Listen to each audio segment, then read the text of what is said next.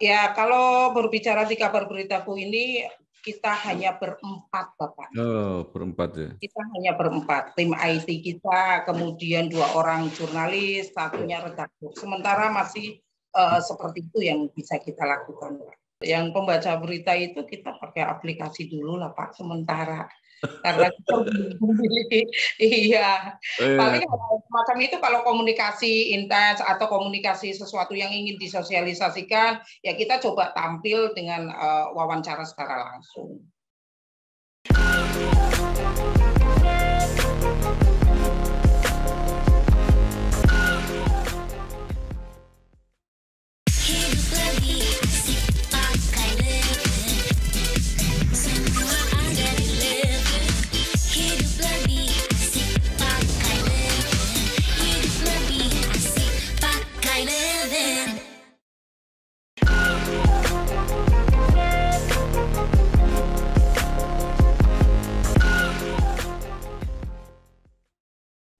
Assalamualaikum warahmatullahi wabarakatuh.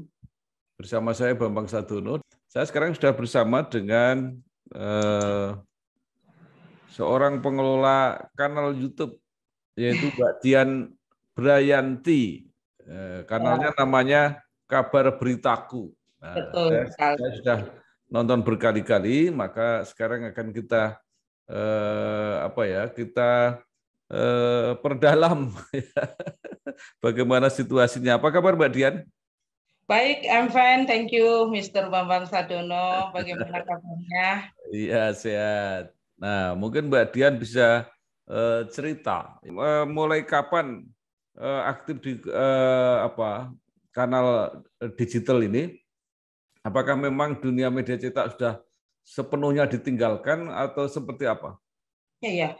Kalau berbicara tentang media, kalau kita berbicara tentang perkembangan digitalisasi, itu sebenarnya sudah terinspirasi sejak tahun berapa itu, kemudian kita mencoba untuk pengembangan. Dan sebenarnya begini Pak Bambang, ini adalah media yang dikelola oleh teman-teman saya. Dan saya berada di kanal kabar beritaku ini baru aktif selama 1 tahun. Sementara media ini sendiri sudah berdiri lama, tapi saya sendiri baru 1 tahun berada di kabar beritaku. Persis di bulan Januari ini, persis 1 tahun saya di kabar beritaku. Begitu Pak Bambang. Iya, artinya media cetak sudah ditinggalkan sama sekali. Kalau berbicara media cetak, kita masih tetap Pak di online-nya. Kebetulan beliau juga masih mengelola di medianya, cuman saya dipercaya di channel ini, kanal Kabar Beritaku, channel YouTube-nya, Pak.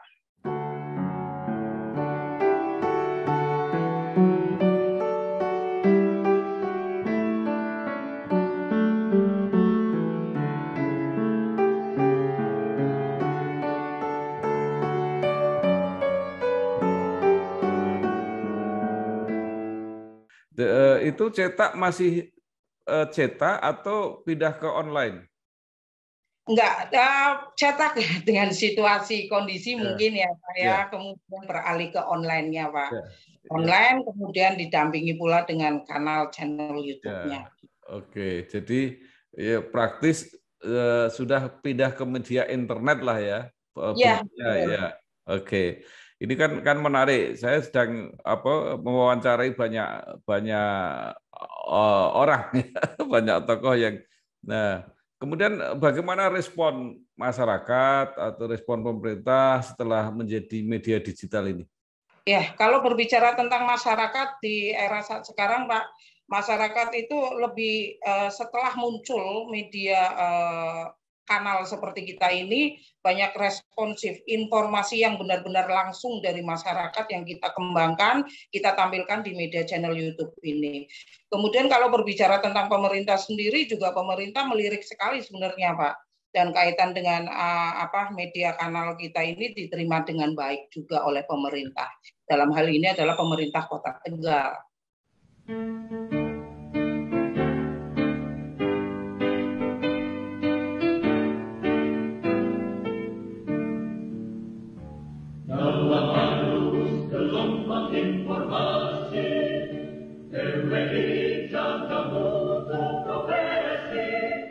Nah,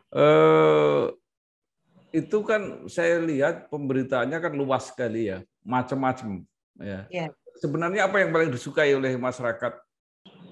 Untuk saat sekarang berbicara tentang masyarakat, kalau kita menghadirkan pemberitaan-pemberitaan yang benar-benar bersentuhan dengan mereka, mereka lebih responsif sekali, Pak, ketimbang mungkin dengan pemberitaan-pemberitaan yang berkaitan dengan sosialisasi atau pemberitaan seremonial, mereka kayak agak-agak kurang ini aja, kurang melirik gitu.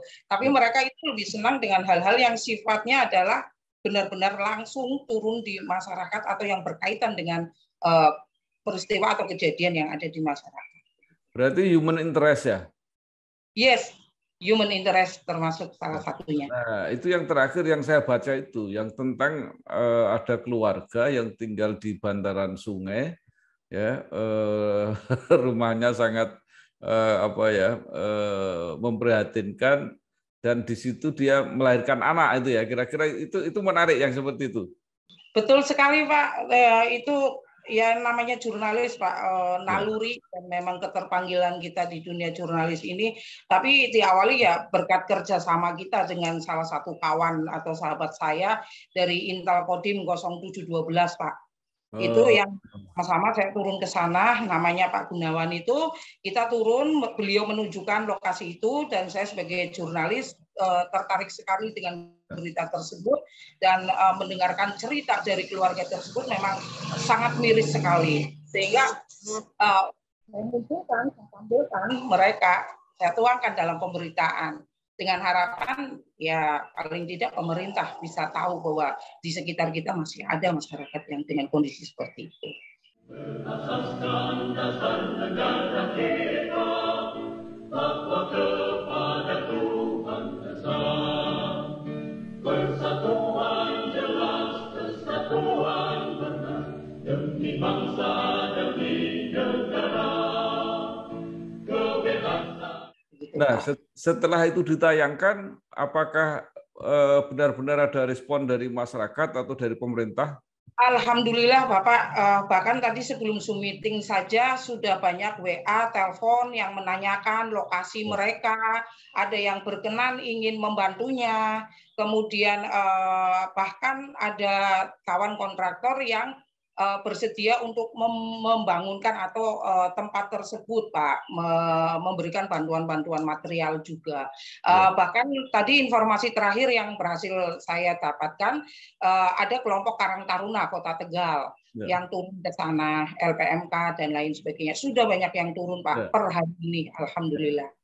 Tapi kalau dibangun, di tempat itu kan berbahaya, itu tempat itu. Itu kan sekali.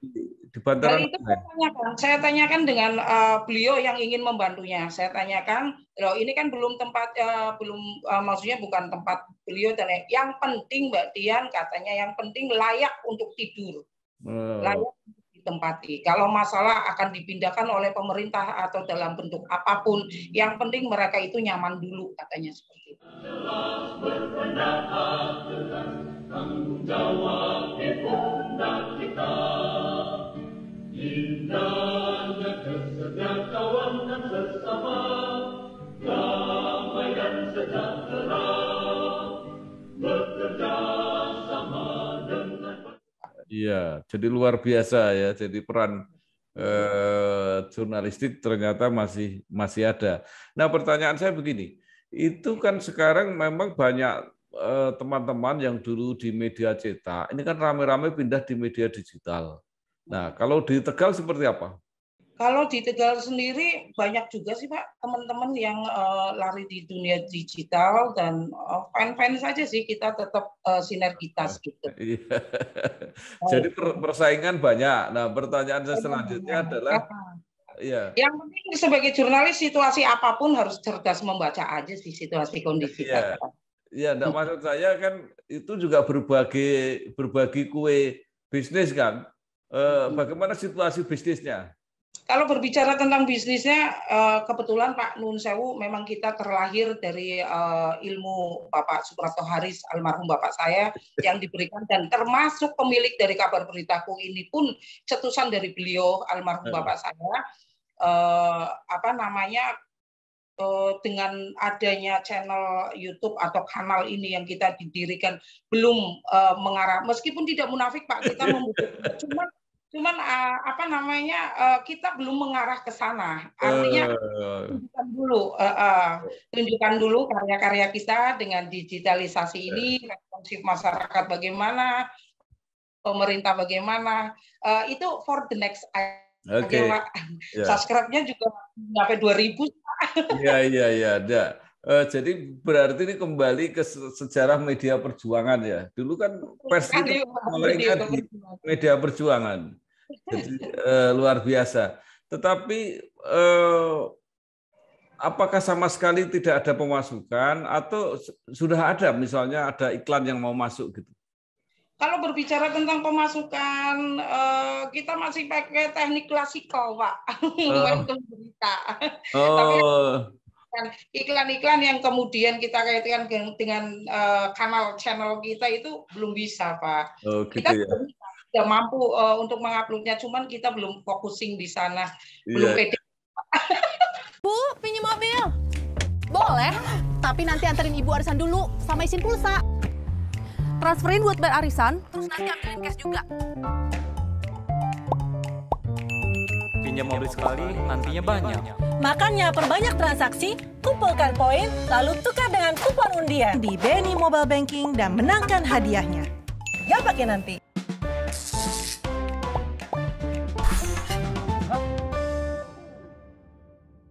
Itu berarti berusaha untuk efisien ya. Saya merasa memang media ini jauh lebih efisien karena biaya operasionalnya kan tidak terlalu tinggi seperti media cetak. Media cetak itu kan harus harus ada biaya cetak, biaya distribusi dan sebagainya. Itu berapa orang untuk mengelola channel Kabar Beritaku ini? Ya, kalau berbicara di Kabar Beritaku ini kita hanya berempat, Bapak. Berempat ya. Kita hanya berempat. Tim IT kita, kemudian 2 orang jurnalis, satunya redaktur. Sementara masih seperti itu yang bisa kita lakukan, Pak. Iya. Lalu siapa pembaca beritanya? Sudah seperti penyiar televisi betul itu. Itu kan ada perempuan, ada laki-laki kalau nggak salah. Betul. Yang pembaca berita itu kita pakai aplikasi dulu lah Pak, sementara. Karena kita memiliki, paling macam itu kalau komunikasi intens atau komunikasi sesuatu yang ingin disosialisasikan, ya kita coba tampil dengan wawancara secara langsung.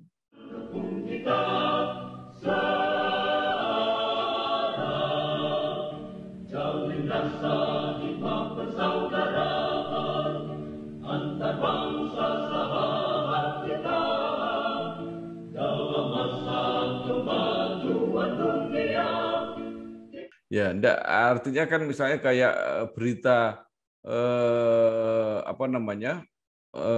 yang ini yang orang yang tinggal di bantaran sungai ini, itu kan ada pembaca beritanya.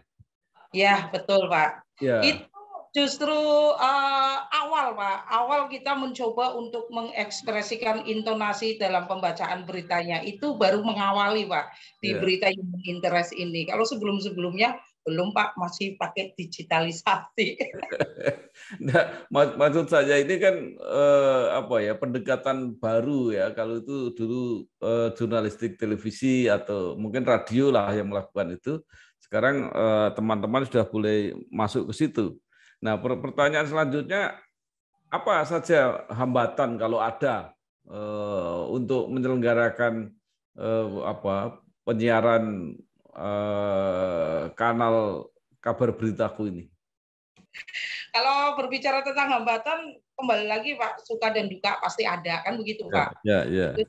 Kalau berbicara tentang hambatan, sebenarnya alhamdulillah sih nggak ada sih, karena apapun yang kita lakukan itu expression daripada karya yang pastinya sesuai dengan kode etik jurnalistik itu ada. Jadi kalau berbicara tentang hambatan, yang pastinya sinyal. Kalau hanya sebatas itu saja. Jadi pokoknya karena dilakukan dengan senang ya semua dijalani gitulah ya. Ya. Apapun bentuknya, kalau kita percaya diri dengan karya kita, percaya diri bahwa kita hanya berbagi ilmu, berbagi informasi yang sesuai dengan aturan yang ada, kita fine-fine aja, Pak, dan kita tetap semangat dengan karya kita.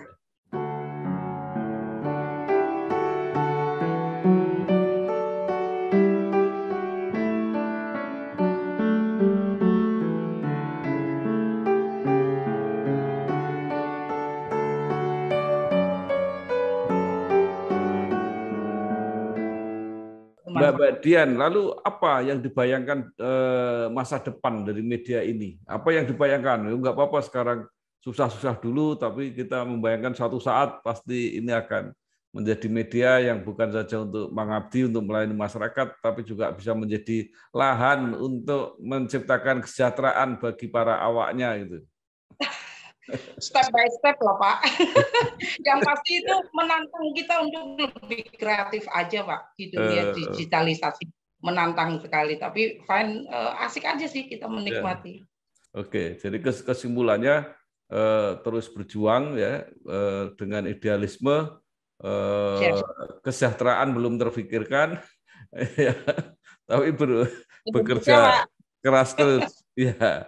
Nah, sekarang apa yang Mbak Dian harapkan, baik dari khalayak penonton maupun dari pemerintah, harusnya seperti apa?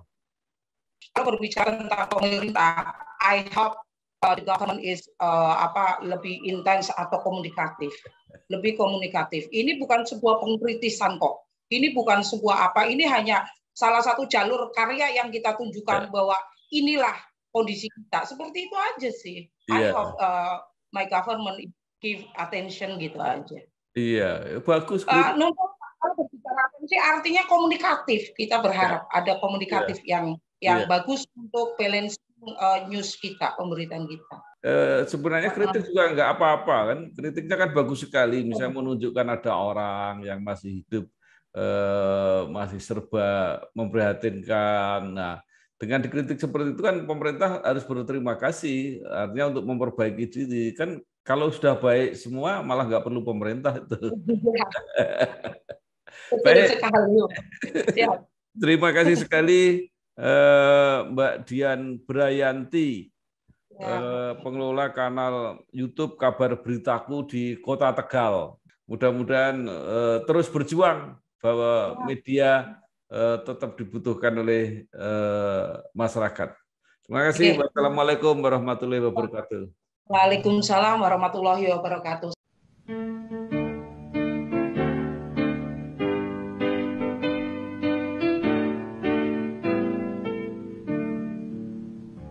Dalam arus gelombang